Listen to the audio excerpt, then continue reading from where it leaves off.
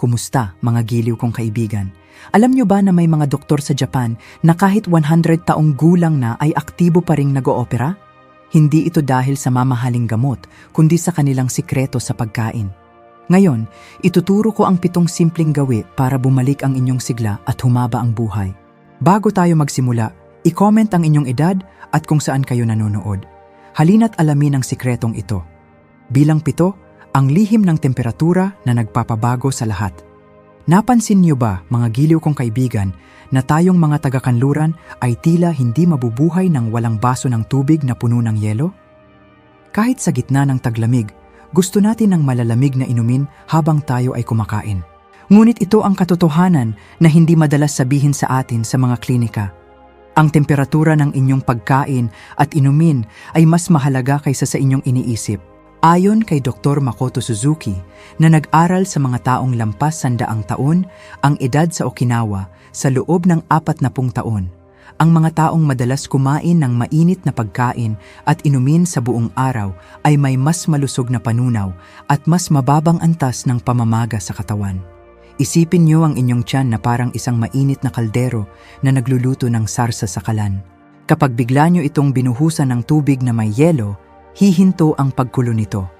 Ganoon din ang nangyayari sa loob ng inyong katawan. Ang ating katawan ay may natural na temperatura na 78.6 na degrees Fahrenheit. Kapag uminom kayo ng tubig na may yelo, kailangang magtrabaho ng doble ang inyong tiyan para lamang painitin ang tubig na iyon. Ang enerhiyang dapat sana ay pampalakas ng inyong immune system o pampaayos ng inyong mga cells ay nauubos lamang sa simpleng pagpapainit ng tubig sa inyong tiyan. Sa biolohikal na aspeto, ang ating mga enzymes na tumutulong sa pagtunaw ng pagkain ay pinakamahusay na gumagana sa temperatura ng ating katawan. Kapag binigla niyo ang inyong sistema ng malalamig na inumin tuwing tanghalian o hapunan, ang aktibidad ng mga enzymes na ito ay bumabagsak ng hanggang 40%. Kaya naman, marami sa ating mga nakatatanda ang palaging nakararanas ng pagkabundat, pananakit ng tiyan o pakiramdam na palaging pagod pagkatapos kumain. Ito ang ginawa ng pasyente kong si Ginoong George, isang retiradong sundalo. Palagi siyang dumaraing ng panghihina at hirap sa pagdumi. Nang pinatigil ko ang pag-inom niya ng tubig na may yelo at pinalitan ito ng mainit na tsaa o maligamgam na sarsa, nawala ang kanyang discomfort sa loob lamang ng 1 linggo. Ang payo ko sa inyo, gawin nating default ang maligamgam o mainit na tubig. Hindi kailangang nakakapaso, sapat na ang komportabling init. Kung gusto nyo talagang uminom ng malamig, mangyaring maghintay muna ng 30 minuto pagkatapos kumain bago uminom ng kahit anong malamig. Hayaan nyo munang matapos ng inyong tiyan ang trabaho nito ng walang istorbo. Kung handa na kayong subukan ito bukas, i-comment ang salitang warm sa ibaba para malaman ko. Bilang 6, ang pintuan ng pagkakataon para sa paglilinis ng katawan. Marami sa atin ang mahilig mag-snacking sa gabi o kumain ng merienda bago matulog habang nanonood ng balita. Ngunit ang ugaling ito ay tila humaharang sa kakayahan ng ating katawan na pagalingin ang sarili nito. Ang mga doktor sa Japan na umabot sa edad na 100 ay sumusunod sa isang schedule ng pagkain na nagtitrigger sa tinatawag nating autophagy. Sa madaling salita, ang autophagy ay ang natural na sistema ng paglilinis ng basura sa loob ng inyong mga cells. Isipin nyo na ito ay parang isang maintenance crew na dumarating sa inyong bahay para ayusin ang mga sirang gamit at itapon ang mga basura para maging malinis muli ang paligid. Ngunit ang crew na ito ay dumarating lamang kapag ang inyong tiyan ay walang ginagawa sa loob ng 12 hanggang 14 na oras.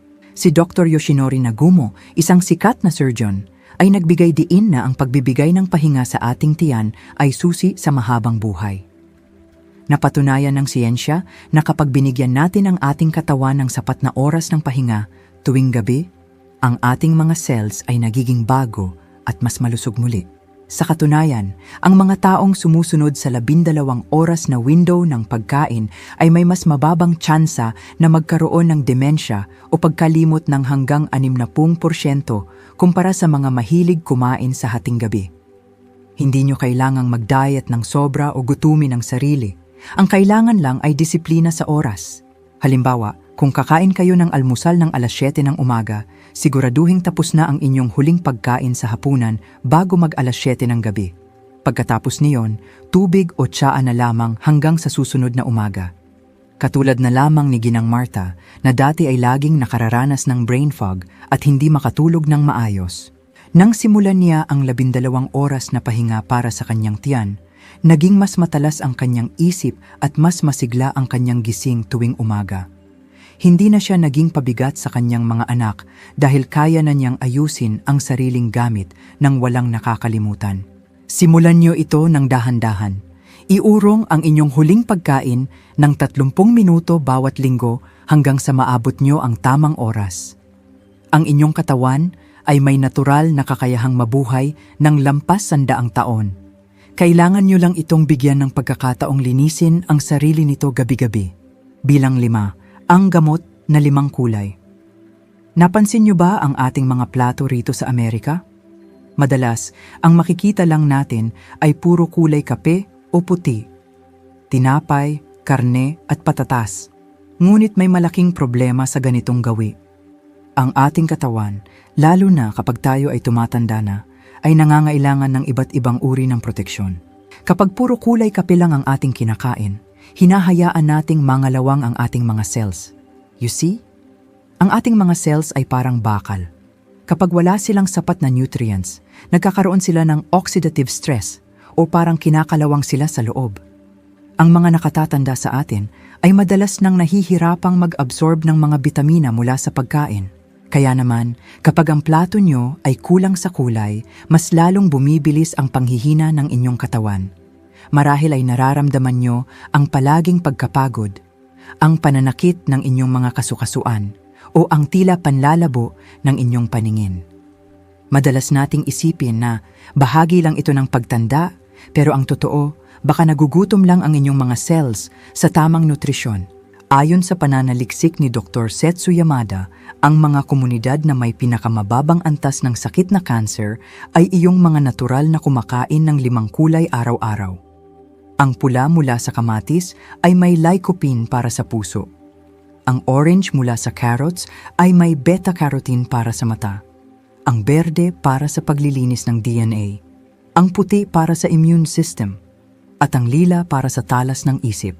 Isang pag-aaral mula sa Harvard ang nagpakita na ang mga lalaking kumakain ng pulang pagkain araw-araw ay may 39% mas mababang tsansa ng stroke. Huwag na kayong umasa sa mga mamahaling multivitamin pills lang. Mas mainam na makuha ito sa natural na paraan. Itigil nyo na ang pagkain ng mga pagkaing puro puti o kapilang ang kulay. Simulan nyo nang magdagdag ng kahit isang bagong kulay sa bawat pagkain nyo. Isang hiwa ng kamatis, isang pirasong saging, o kaunting sili. Ang pagkain ng inyong pinakamabuting gamot. Naalala ko si Ginang Nancy, isang pasyente ko na laging matamlay at hirap kumilos dahil sa arthritis. Nang dahan-dahan naming binago ang kanyang plato at ginawa itong makulay na parang rainbow, sa loob lang ng ilang buwan ay bumalik ang kulay ng kanyang balat at mas naging masigla ang kanyang pagkilos. Kaya naman, bukas sa inyong pananghalian, siguraduhing may makikita kayong pula, berde at dilaw sa inyong plato. Napakasimple pero napakalakas ng epekto nito. Bilang 4, ang panuntunang 80% o hara hachibu. Dito sa ating bansa, sanay tayong ubusin ang lahat ng nasa ating plato. At alam naman nating lahat na ang mga plato rito sa Amerika ay dambuhala, madalas ay umaabot sa 12 inches ang laki. Ang problema, kapag nararamdaman nating busog na tayo o yung tinatawag nating stuffed, huli na ang lahat. Ang ating katawan ay dumaranas na ng matinding stress. Kapag tayo ay lumalampas sa ating kailangan, nagkakaroon ng pamamaga o inflamasyon sa ating mga ugat. Para sa ating mga senior, ang sobrang pagkain ay nagpapabigat sa ating puso at nagpapalabo sa ating isip. You see, ang ating katawan ay may tinatawag na longevity genes o mga genes na nagpapahaba ng buhay. Ang mga genes na ito ay aktibo lamang kapag hindi tayo sobrang busog. Nararamdaman niyo ba ang antok na antok pagkatapos kumain? O iyong tila hindi kayo makapag-isip ng maayos pagkatapos ng isang malaking hapunan? Iyan ang senyales na sobra ang kinain nyo. Ayon kay Dr. Bradley Wilcox na nag-aral sa mga centenarians sa Okinawa, ang mga taong tumitigil kumain kapag 80% na silang busog ay may mas batang puso. Ang kanilang blood pressure ay mas maayos at ang kanilang utak ay nananatiling matalas. Itigil nyo na ang ugaling pag-ubos sa lahat ng nasa plato dahil lang ayaw nyo itong masayang. Mas masayang ang inyong kalusugan kung pipilitin niyo ang inyong tiyan. Gumamit kayo ng mas maliit na plato. Marahil ay iyong 9 inches lang ang laki. At ang pinakamahalaga, nguyain niyo ang bawat subo ng 20 hanggang 30 beses. Isang pasyente ko, si Lolo Robert, ay laging kailangang luwagan ang kanyang sinturon pagkatapos kumain noon. Palagi siyang tinitigib ng acid reflux at hirap makatulog. Nang ituro ko sa kanya ang Hara Hachibu at sinabi ko sa kanyang dahan-dahanin ang pagkain at tumigil bago pa mabusog ng todo, nawala ang kanyang discomfort. Ngayon, mas magaan na ang pakiramdam niya at mas mahaba na ang kanyang tulog sa gabi. Kaya naman, sa susunod ninyong pagkain, subukan niyo ito. Maglagay ng pagkain sa mas maliit na plato. Nguyain ito ng dahan-dahan. Tikman ang bawat lasa. At kapag naramdaman nyo na hindi na kayo gutom, pero kaya nyo pang kumain, doon na kayo tumigil. Ang inyong katawan ay magpapasalamat sa inyo sa pamamagitan ng mas mataas na enerhiya at mas malinaw na pag-iisip.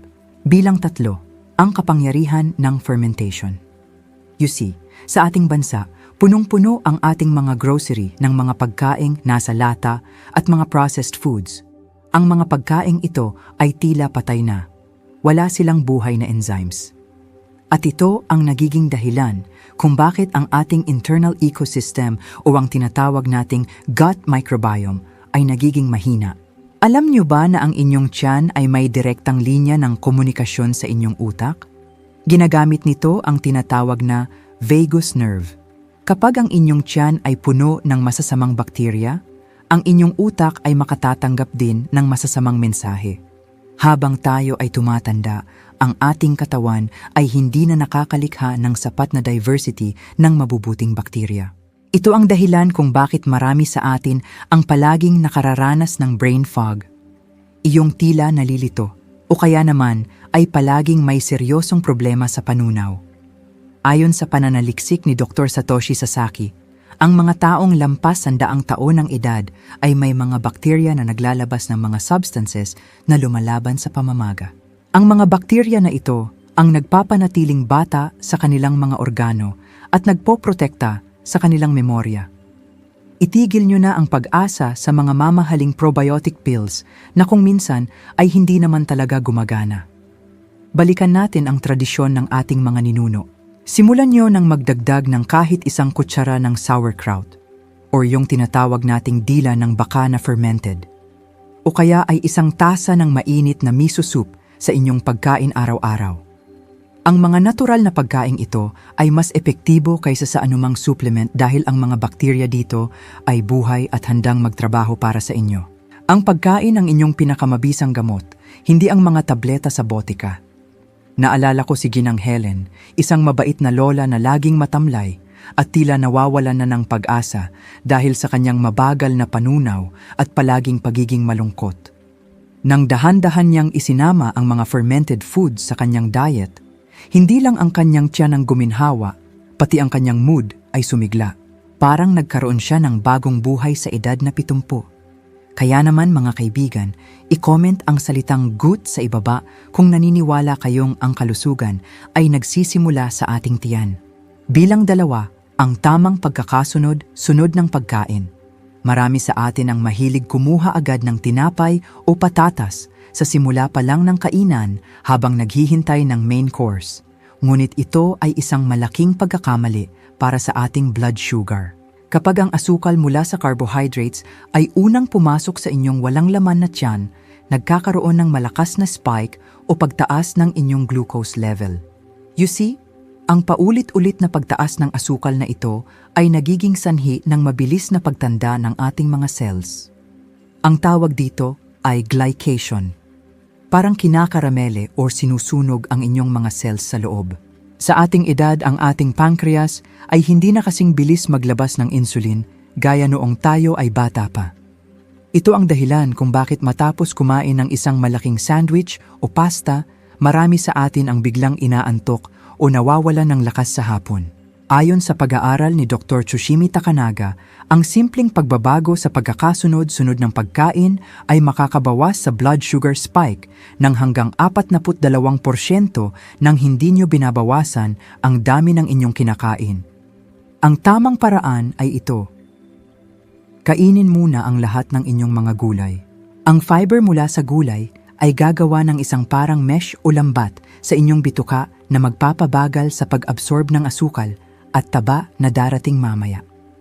Pagkatapos ng gulay, kainin ang inyong protein gaya ng manok, isda o itlog.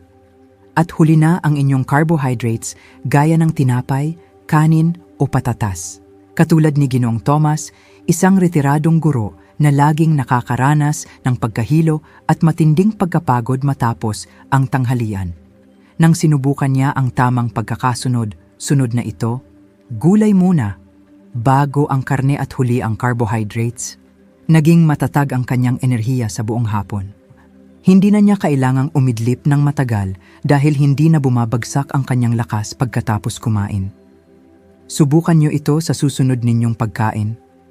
Kainin ang salad ng buo bago niyo hawakan ang roll ng tinapay. Ang inyong katawan ay tiyak na magpapasalamat sa inyong pasensya. Bilang isa, ang milagro ng 22 ounces. Mga giliw kong kaibigan, aminin natin, ano ang unang bagay na hinahanap niyo pagmulat pa lang ng inyong mga mata? Marami sa atin dito sa Amerika ang hindi makakausap ng maayos hangga hindi nakakahawak ng isang mainit na tasa ng kape.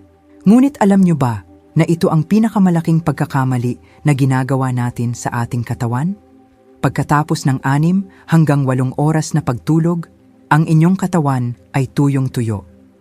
Uhaw na uhaw ang inyong mga organo. Kapag kape ang unang pumasok sa inyong walang laman na tiyan, lalo itong nagpapatuyo sa inyong sistema dahil sa caffeine. You see, ang inyong puso at mga bato ay kailangang magtrabaho ng husto para lamang iproseso ang kape habang sila ay naghahanap pa ng tubig. Ito ay isang malaking shock sa inyong katawan na maaari nating ihalintulad sa pagpapatakbo ng sasakyan na wala pang langis. Habang tayo ay tumatanda, ang ating kakayahang mag-imbak ng tubig sa loob ng ating mga cells ay bumababa. Ito ang dahilan kung bakit madalas tayong gumising na may naninigas na mga tuhod o iyong tila may suong mu sa loob ng utak na tinatawag nating brain fog. Ang mga dumi o toxins na naipon habang kayo ay natutulog ay nananatili sa inyong mga joints at ugat dahil walang tubig na humuhugas sa mga ito.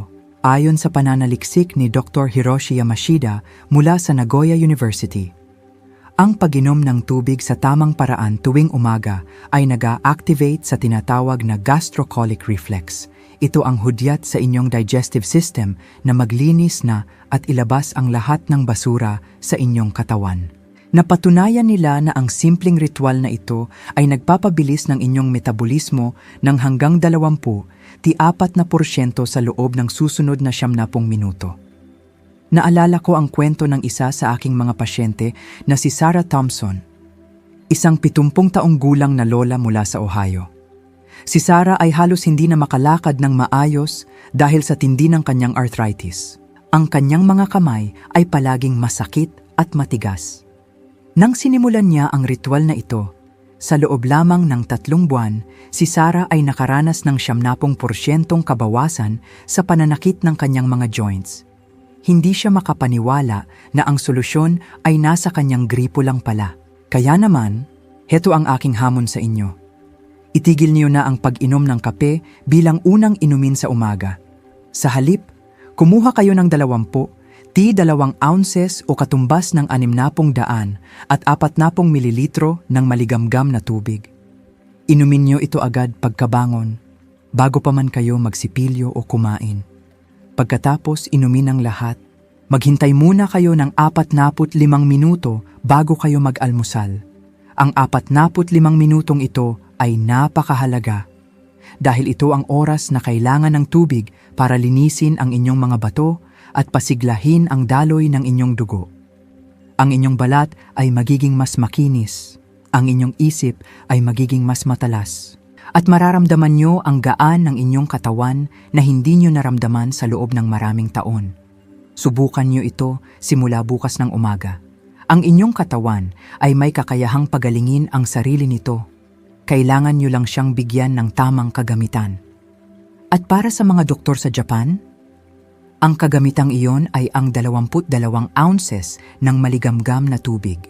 Naniniwala ako na magagawa nyo ito dahil kayo ay karapat-dapat sa isang buhay na walang sakit at puno ng sigla. Mga kaibigan, ang bawat maliit na hakbang ay daan tungo sa mas masiglang buhay. Alin sa 7 sikretong ito ang sisimulan mo bukas? I-comment ang iyong pangako sa ibaba.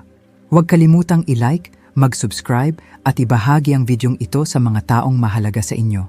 Tayo ay magkasama sa biyaheng ito. Hanggang sa muli, manatiling malusog at payapa ang inyong puso.